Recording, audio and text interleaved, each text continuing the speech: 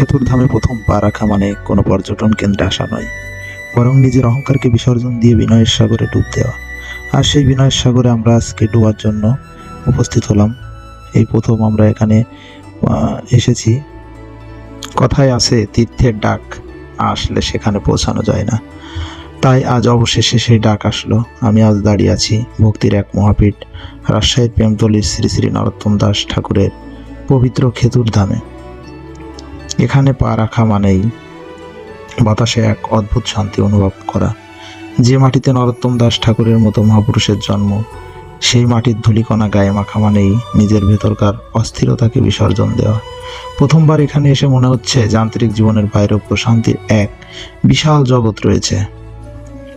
খেতুর ধাম আমাদের শেখায় যে আধ্যাত্মিকতা কেবল মন্দিরেই নয়, বরং ত্যাগের মাধ্যমেও রাজকীয় বৈভব ছেড়ে নরোত্তম দাস ঠাকুর যেভাবে প্রেমের বাণী প্রচার করেছেন, তা আমাদের মনে করে দেয় অহংকার নয়, বিনয় মানুষের শ্রেষ্ঠ অলংকার।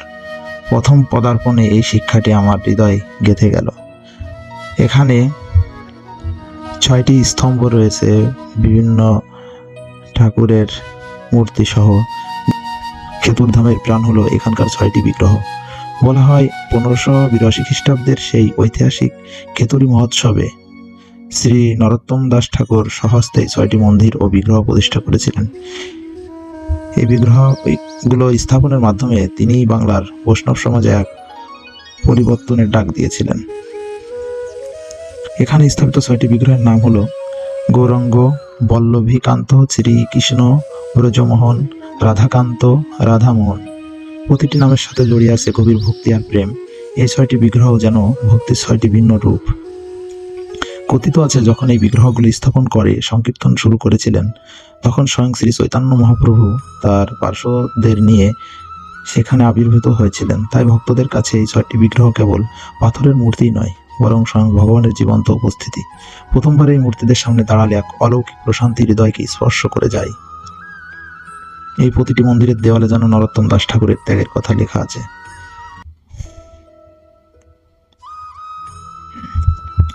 বন্ধুরা, আপনাদের সবাইকে একটা কথা বলতে চাই, মানুষ দূর দূরান্ত থেকে এখানে আসে শান্তি খুঁজতে।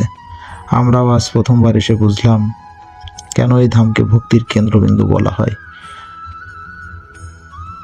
আপনি যদি মনের শান্তি আর শিকড়ের সন্ধান করতে চান, তবে জীবনের অন্তে একবার এই পবিত্র ভূমিতে আসুন।